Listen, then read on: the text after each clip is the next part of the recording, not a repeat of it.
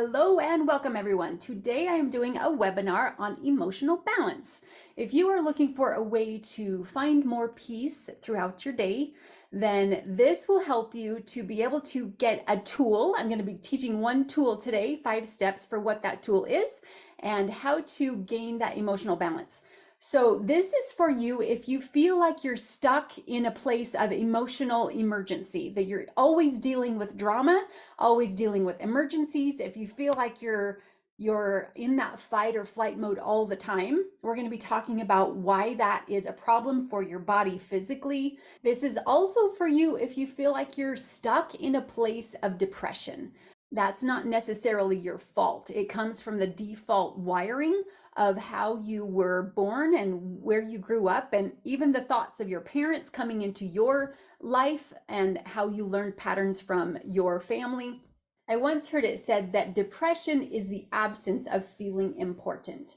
I believe there's a certain kind of person that truly wants to be able to figure out how to contribute to the world and make a difference, to give something that is uniquely theirs to give, a part of who they are, and make the world a better place.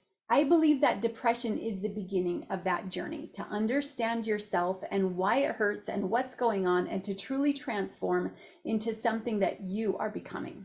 And we're going to be talking about the 3 stages of the hero's journey and what that looks like to be in stage 1. Stage 1 of stuckness, where you don't have any tools, and what it feels like to be walking around in circles.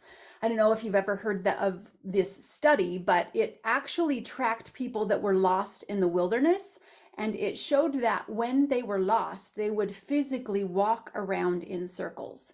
And I think that is so true for us emotionally and mentally when it comes to when we feel lost and stuck. There's this mental rut that we keep going in. If you've ever been aware of what your thoughts are, you probably notice them circling in certain patterns. And that's really what it looks like to be in this stuckness.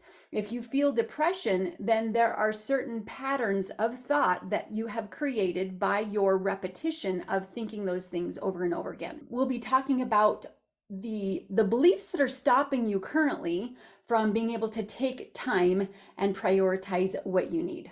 So what I'm going to be teaching today is the whys and hows of meditation.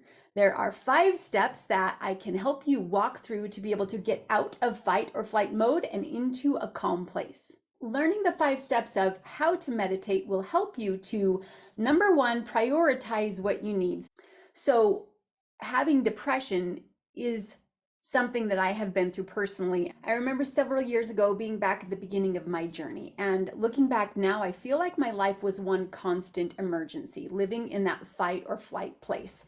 And this is like a drama cycle where your body can actually get addicted, and it gets this energy from the fight or flight response. So there were just different things that would happen. I remember on one family trip, we took a new RV out, and on the same trip, our tire blew up, our engine caught on fire, and then we hit a sheep on the way down from the mountain. So that just seemed to be one little snapshot of what the emergency state of my life was like, that there was always one emergency happening right after the next. And I was stuck in this crazy addictive fight or flight mode, where it's like you feel like you're running in front of a freight train, and you keep running straight, and you think that that's the only answer, that's the only thing that you can do, because there's such this panic. And so what it looks like to be able to choose, as that wilderness, you're walking around in circles, what it looks like to choose going straight instead of walking around in a circle is really to flip over from that fight or flight place and to recognize that there is a place of calm, a place where you can get answers, a place where your brain can actually think in higher reasoning.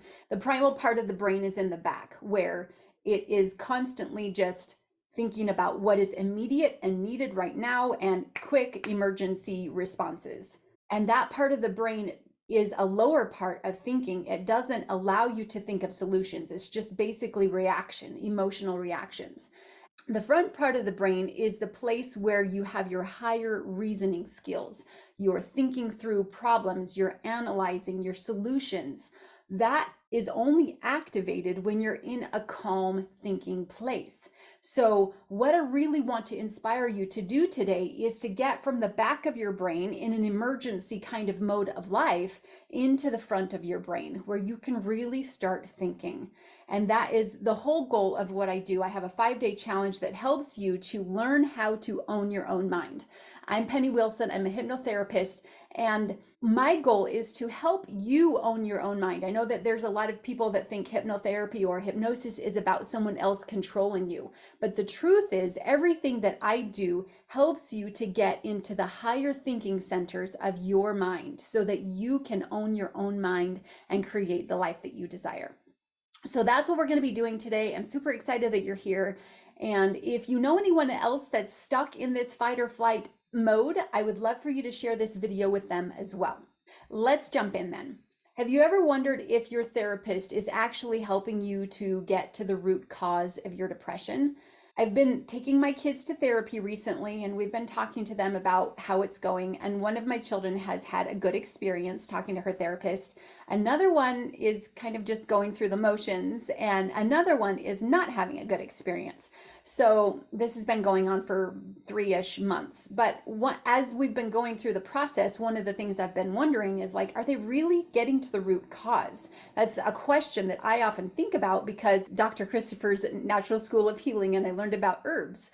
And I found it so amazing that when you find the principles of cleaning the body or the principles of learning the root cause, they really are simple. The solutions of finding what to do was always the same.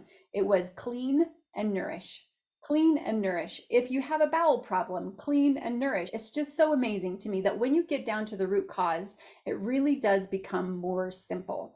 But it can become very confusing when you're only looking at the symptoms. So that's kind of the way that I think when it comes to depression and figuring out how to get out of that depressed state. It comes down to basic foundational principles of how you think. The brain is programmed through 3 things: images, emotions, and words.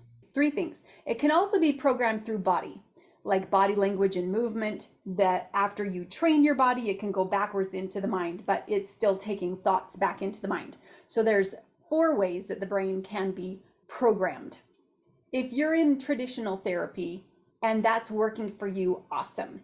But if that's not working for you, then I encourage you to look down deeper into the root cause of really what's going on and how to own your own mind, how to reprogram those old thoughts into what you do want. I've been on that journey myself. Like I mentioned a minute ago, just feeling like I was in that fight or flight place all the time. And what I was looking for was to find deep, lasting, permanent change so that I could really transform from the inside out. I have to tell you, it was a painful journey. I have invested thousands of dollars and thousands of hours into my personal transformation. And what I'm going to teach you today about meditation, if I would have learned that back in the beginning of my journey, I think my journey would have been so different, so very different, to be able to get to that calm place in my mind instead of continually living out of those emotional reactions. My relationships would have been so much better if I could have figured out how to meditate before interacting in a relationship. It's those emotions that are the root cause of all of those eruptions. So I hope today that you will be wise, that you will be able to prioritize taking care of yourself so that you can get out of that fight or flight mode into this calm place of creation by applying what I'm going to teach you today, the 5 steps of how to meditate. Okay, so let's jump into the 3 stages of this healing journey and what this looks like.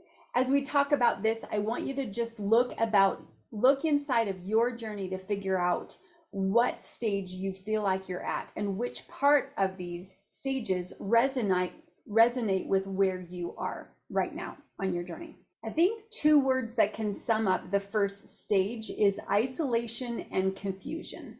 That there's so much chaos going on inside of them as well as outside of them that it just feels so confusing.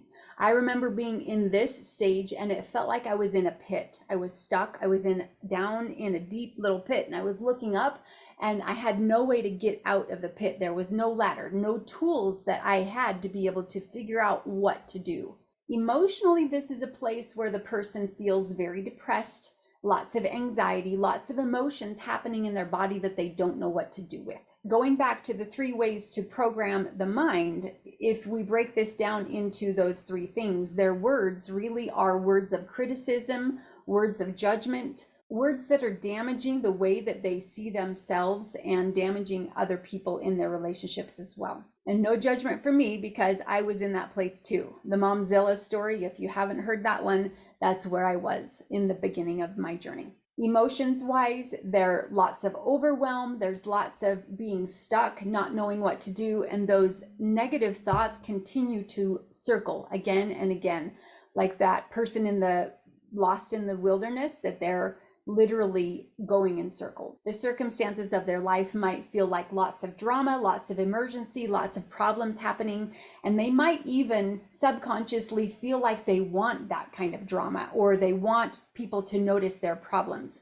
This might even be a place where they are ill physically, and they're getting attention for that, being physically ill. So there's some very unhealthy things that are happening in this space. This is also a place of codependency, where they feel like they need to either rescue other people, or they feel like they are a victim, where they need to be taken care of. There's a very simple book called The Power of Ted that kind of breaks down what that codependency triangle looks like. It's amazing. There's an internal desire that you have that possibly you're even ignoring. I know what that felt like for me was the call of greatness. The call of greatness was inside of me. I wanted to become something so that I could be the person that I envisioned myself becoming. But I was denying that call by not listening, because I didn't have the tools to be able to move forward. I didn't know how to get to where I wanted to go.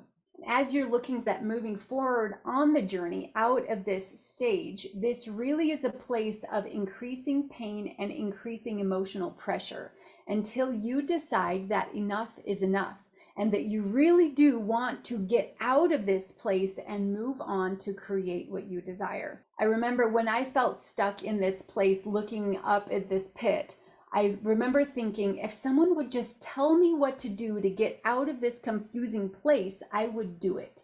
And so that is one of the needs of this place, is they need to trust other people to be able to see outside of their confusion. Because when they're living in the back of that fight or flight mode, there really is no clarity to see the answers of what to do. So trusting other people to get out of this place is one of those needs that is important in this stage. But it's their decision to decide that they are ready to move forward and to be able to let go of that old part. In the Phoenix webinar, I called this burning down your old self, is that all of those old thoughts and beliefs, you decide that you're done and you're ready to move on. And then that begins the line that you step over to go into phase 2. Phase 2 is all about a growth phase. It's about gaining the tools that you need to be able to get into that calm place, into that mindset of calmness and clarity, and figuring out what's happening in you emotionally.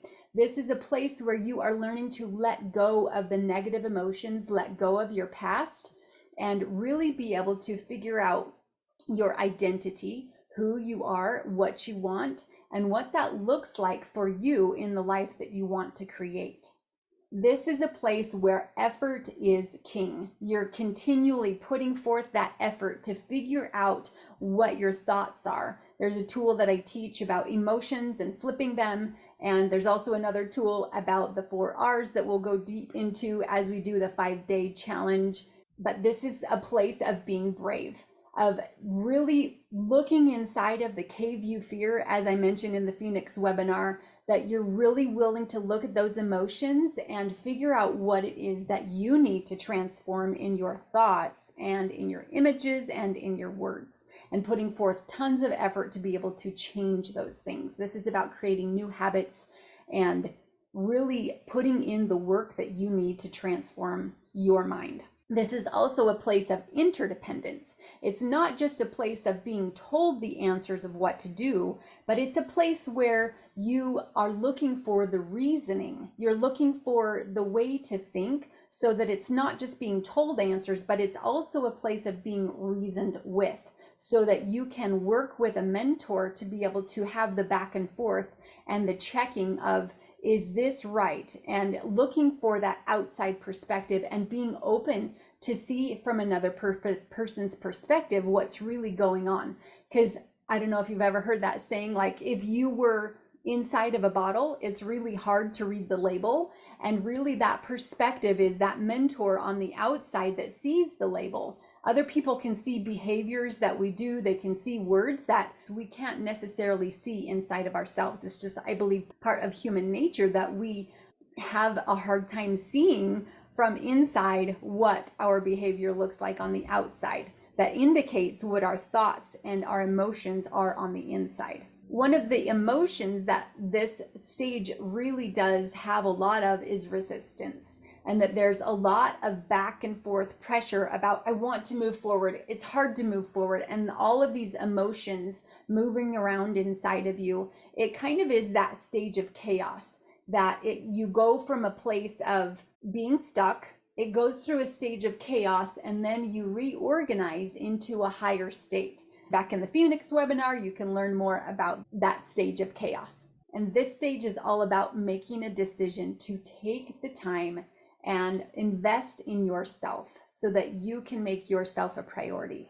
This stage is all about increasing your awareness, which is the first step to any self-discovery journey, that you can truly increase your awareness of what your thoughts are, what your emotions are, so then you can figure out what to do with them. Emotionally, there is also a lot of struggle and a lot of frustration, but as you continue to put forth the effort to get yourself out of this emotional stuckness, that's one of the principles I teach in the 5-day challenge, is that it's as if you're walking up on stairs and you make the effort to take one step up, and then that increases your power to be able to actually get to the next step. The second stage is all about burning down the phoenix, like literally removing that old part of you. But the third stage is about flying like a phoenix and creating what you desire. You're living by intuition. You're living in the flow of creating the ideas that are inside of you and doing what you want to do to contribute to the world. And this stage is all about interdependence. Being able to work with others in your family or in your business in a very cohesive way. I call it synergy, that there's this beautiful blend between what I desire and what they desire, and then that overlaps. And then we can create together the thing that we want to create. This is a place where you desire to serve other people, and it really does bring you joy to give that contribution. And emotionally, it's a place where you feel very open, where you're receiving and you're giving, and that is a place that brings you joy. It's also a place where you're looking toward where you want to go. The second stage is more about running away from the past or running away from what you don't want. But the third stage is really about helping your mind to focus on what you do want so that you can be more motivated and run toward where you want to go. It doesn't mean that this stage everything is perfect. It doesn't mean there's no more stress. But it does mean that you know how to handle that stress, and you have the tools that you need, and you have created the habits that are helping you to move forward. If I were to define it in one sentence, I would say that this is a place where you own your own mind, or at least you're gradually growing toward that goal, that you are having the thoughts that you want to have and creating the feelings that you want to have, and that you truly recognize your power as a person to create the life that you desire. So one story to illustrate kind of what this looks like in real life is that in the beginning of my journey, I felt like I was stuck in bed. For example, in the morning, I didn't want to get up in the morning. I felt that lazy, lethargic, stuck feeling. And there was lots of other emotions in my life that I was stuck with, not communicating what I needed and what I wanted. And of course, I already mentioned being overwhelmed and confused and all of that. But what I had was that desire for greatness, the desire and the longing for being able to do something to contribute to the world. So hopefully you can look inside of your journey and where you are if you feel like you're in this stuck place. What is that internal longing and desire for you? And what's going to motivate you to want to get out of this stuck? Sometimes it feels comfortable. Sometimes it feels like you're happy being sad. So after being stuck in bed, I had this idea of growing a garden.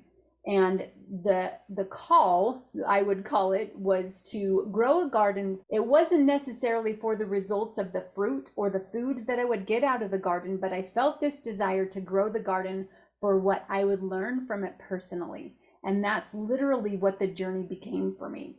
And that's where I was able to apply all of these lessons of the second stage, of making that effort, of becoming aware, of putting in the time, of making myself get out of bed in the morning when I didn't want to get out of bed, which increased my power to be able to take the next step, as I was mentioning a little bit ago with those stairs. So really making that effort was what that garden stage was for me, and writing down all of my thoughts, writing down the ideas that came to me, the things that I was learning. It was such an amazing time of transformation. And now I feel like I'm beginning my third stage of the phoenix flying, where I have the tools, I have figured out my emotions to where I'm able to take those action steps. And when I reach out in relationships, I'm able to create those connections of working together in whatever project we're facing. So where in these three stages do you recognize that you are right now? What resonates with you about the first stage or the second stage? It doesn't necessarily mean that you're always in one or the other. You could feel like there's an ebb and flow between two different stages. You might even have glimpses of what your potential is in the third stage, and there might feel like there's this huge gap between where you are and where you want to be. But take a second to do an inventory and look at where you feel like you are. Are you stuck? Are you in that I don't want to move stage?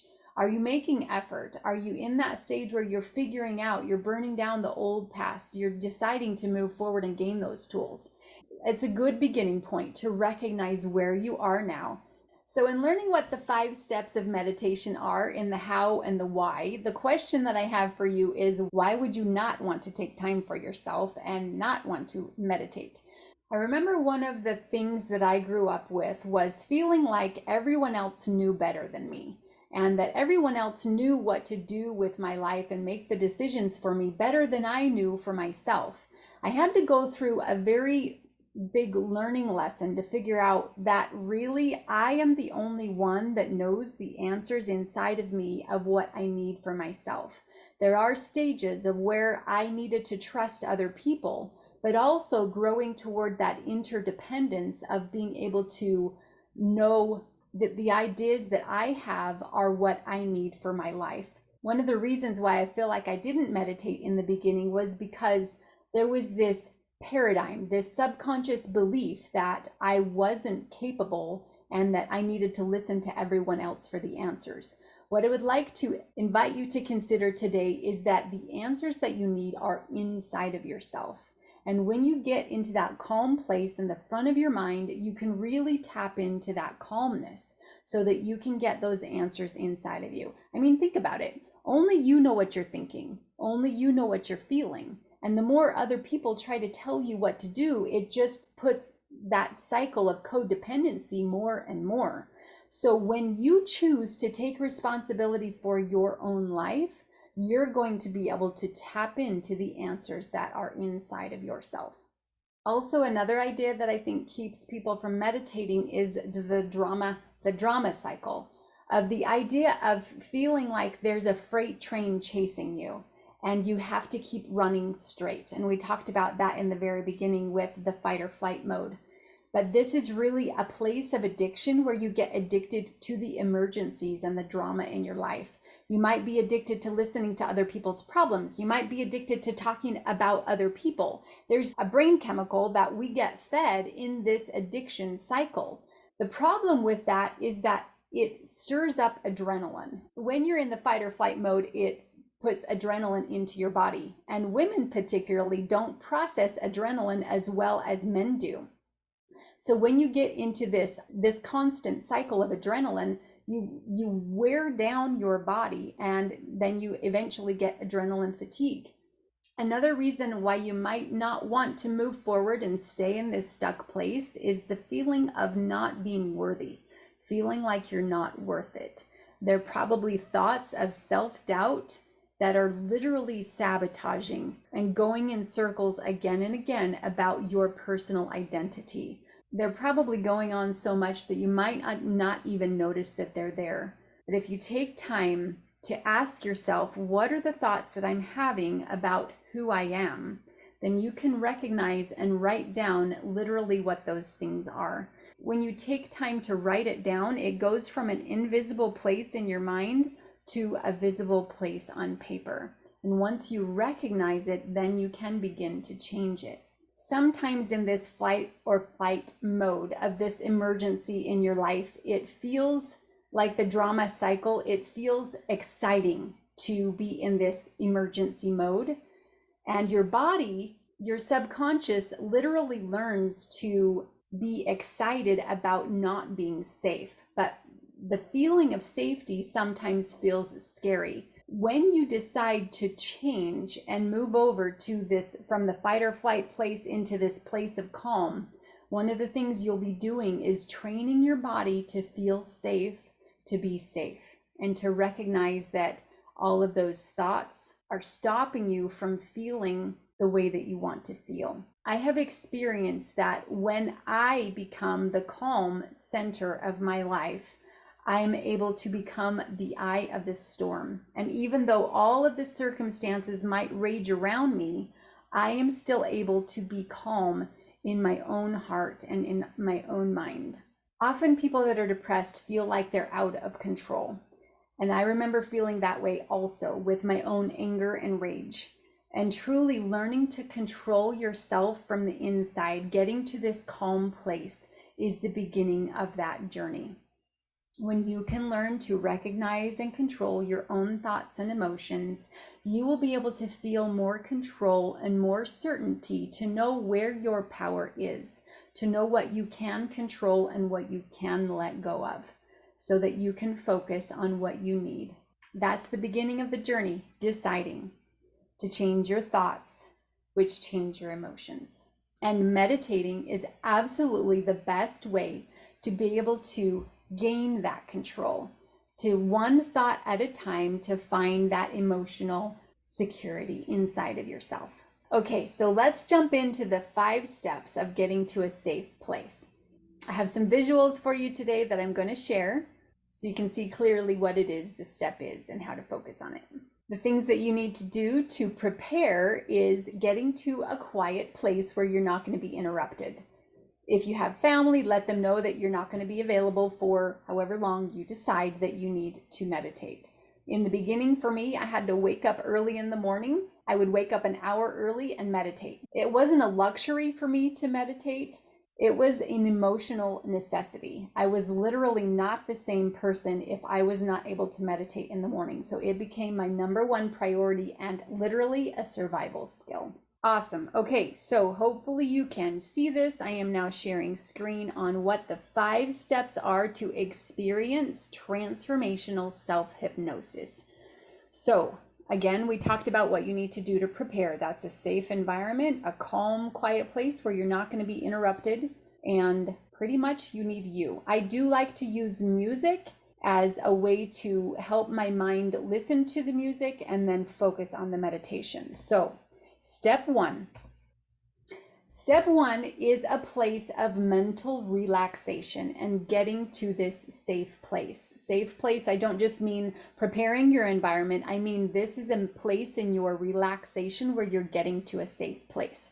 So imagine that you are walking downstairs and that you're going to create this room that is going to become your safe place. It could be anything that you want to imagine. It could be a place that connects you to some place in your past where you felt relaxed and calm and safe. Or it could be a place that you can imagine, like a different dimension, another world, whatever it is that you want to create in your imagination. Just consider connecting it to the emotions that you have felt in your past so that it creates the emotions that you want to create. The emotion of calmness and relaxation and safety. A couple of the things that I love to say is I am safe, I am calm, I choose to be here. And so what this looks like is you literally in your mind imagining that you're walking downstairs toward a door and you're going into your safe place. And this is what I do with all my clients as we walk down. First, we relax our bodies as we connect to imagining a river of light flowing through us and then counting them downstairs. Sometimes we change it up and there's different ways to count down or walk down a hill, different things that we say. Anyway, so you're counting down. You can count down backwards from 10 to 1. And when you get to 1, you're going into the room. I like to imagine that my old world is fading away and I am creating my internal world. And this is a connection that I make to the hero's journey idea, that I'm becoming the superhero in my safe place. And in my safe place, I get to create whatever I desire because I'm the queen. So do that for yourself. Create this safe place for you that you can imagine. You can also listen to some of the recording guided meditations I have on the YouTube channel that'll help you imagine what this is like. So step 1 is getting to your safe place. You're relaxing your body, walking downstairs and creating that safe place for you. That is your place of transformation. The second step is asking the question of what you need to explore emotionally. So step 2 is about asking what you want to explore. One of the ways that I do this is recognizing in my body where I feel tension. And you can imagine that tension, let's say you imagine it in your heart, you can imagine that tension to be a color and a shape and put some texture to it. Give it something that your subconscious mind can hold on to and imagine as a thing, so that you're imagining what that stress looks like. And then you can actually imagine, and this goes into the realm of creativity and imagination, but you can imagine that thing coming out of your body and releasing it or doing some kind of superhero thing. Sometimes I have people imagine throwing it into outer space and it's getting destroyed, or they're using a Thor hammer to destroy it into a subatomic level where nothing else exists. So there's all sorts of fun ways that you can imagine what is inside of you. But this step 2 is about exploring what it is you want to recognize in your meditation. So usually that is an emotion or possibly a tension in your body. So when I say asking the right question, you can ask yourself, what am I feeling? Or you can ask yourself, where do I feel tension in my body? Okay, so step 3 is about recognizing what it is you fear. This is walking into the cave of what you are experiencing in your life that you do not like. It's something that looks ugly and black and like swirling clouds. What is that thing and what is creating it? So there's a book by a monk that he talks about listening to your fear. And this is one of the ideas that I connect to in this stage, is talking to this part of you that is afraid. So if you were imagining that tension in your body as the thing that you fear and putting it out in front of you as if you can talk to it, and then you can have a conversation. This is what I do in guided hypnotherapy sessions, is I have that conversation and I just ask a question to invite you to talk to that part of you. So you can do this for yourself in your imagination. Is this step 3, is that you're talking to this part of you. What are you afraid of? Why are you afraid? And helping to connect and see what emotions are in that fear, and even possibly what past experiences are in that fear. The subconscious mind is always going to give you a way to stay safe. It wants to stay alive. It wants to keep your body alive. So your subconscious is saying, I don't want to move forward into the future because there's something that happened to me in the past that's causing me that fear. I don't want to do that again. So let's not move forward. So then, therefore, you're stuck. You're at the impasse, right? But this stage really helps you to talk to that part of you that you are feeling that emotion from, feeling that fear from, so that you can understand it better. That is the beauty of this kind of conversation. So that's what I do with clients in that step 3, have that conversation. And step 4, we mentioned it a little bit before with the emotions, but this is really about removing all of the negative of what's happening and imagining as if it's gone. And I have that picture of the suitcase because that's one of the tools that I use. Imagine as if there's a suitcase, and what are you putting into that suitcase that you've decided you are done with? You're not going to let stop you anymore. It might be other people's judgments. It might be what someone else said, a bully, what a bully said. You're putting that into the suitcase because now you're deciding that you're done with it. You're not going to let it stop you anymore. Put all of those things into the suitcase and decide that it's gone, it's done, and you're not going to let it harm you anymore. And then imagine closing the lid of that suitcase and then using your superpower to literally obliviate it. You can imagine it going into space, like I said, or you can imagine it going down a river. There's all sorts of tools that you can use to imagine removing, completely destroying every single particle of this old thing. And step 5 is helping you to shift your focus into what you do want. This is the 4th step of the 4 R's that I particularly have adapted into imagining or reimagining what it is you truly want to create. And this works little by little to help you learn to own your own mind so that you can imagine in detail what it is that you want to create and how that feels in your heart, what thoughts that causes you to think. And then translating that literally into as if you are in that future experience. And what does that feel like in your body? The best example I can give you about how I have applied this principle is through my 3rd divorce, when I literally was burning down my old life. I was letting go of my past identity and the emotions that I had created from my past experience, particularly in my marriage relationship. There was a desired intention that I had of what I wanted to create in my relationship and how I wanted to feel. And what I did was recognizing, I did a lot of writing exercises, I did a lot of meditation to recognize what that old thing was. I asked myself what happened in the past. Why didn't I like it? Why did it hurt? Going through all of those recognizing experiences and then literally creating what I wanted to feel. I would imagine in my body, the word for me was adored. I wanted to feel adored, that someone just loved me so much that I could feel that in my body. And that's literally what I did. I created that feeling in my body first. And then through time, I started dating people and I recognized that that was not the way that this person made me feel. I remember talking to one of my mentors one day and she told me to write down a list of the things that I wanted in that person that I wanted to attract. I wrote down a list of 26 things, and I think it was that same week, I met this amazing person that was like all of the things that I had dreamed about. I believe there's a subconscious blueprint of what we feel like is the way that we want to feel. This supposed to, it's our supposed to, it's the way that we think the world should be. It's our assumptions about the way that we think our relationship should be. And when we don't see that, we tend to complain about what it isn't. Instead, what is powerful is to create what you desire instead of complaining about what you don't have.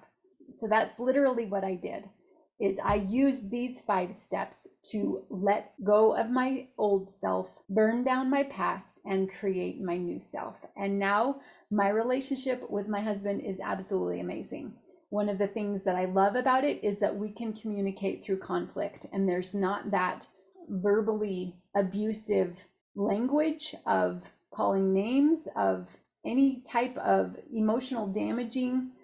It's a very gentle relationship, and it's absolutely everything that I dreamed of. I didn't dream of having a perfect husband. That's not what I wanted. But Kyle is perfect for me, which I'm so grateful for, that I was able to use these steps of meditation to actually create the life that I desire. So those are the 5 steps of meditation. I hope you can see how to apply it into your life. The 4 R's pattern that I talk about in the 5-day challenge is built into this structure. In the 5-day challenge, you're going to be able to recognize the ways that you can take action to transform your life, and literally what you can do to burn down your old identity and create your new identity. This is for people that are ready to take action, people that are ready for those answers, that have that burning desire to transform and to change. If you're still in that stuck place, you can come and you can listen and allow yourself to absorb what you can. Don't expect yourself to do more than what you can. But if you decide that you are ready to take action, hopefully this will be a motivating factor for you to be able to decide to take action and get out of that stuck place. If that's also your place, I encourage you to listen to the Phoenix webinar, which we talk about reasons why you would want to move forward. The 5-day challenge is also going to help you really dig into the roots of what you believe and why you believe it. There's a pattern that I learned in the garden of examining my thoughts and a way that I was able to recognize what was hurting me and truly let it go so that I could create the thoughts and emotions that I wanted to create. It creates mental organization of your thoughts. This will be an amazing 5 days that will help you shift your focus from what you don't want and all of the emotions that you're feeling, where you're feeling stuck, and shift it into what you do want. I would love for you to join us in the 5-day challenge. You can check out the link below. You'll see that there's 2 options, a $97 general admission and a $197 VIP. You're going to see what those options entail. I would love to see you there. When you decide to join us, you're going to be able to burn down your old life and create your new life. Looking forward to connecting with you.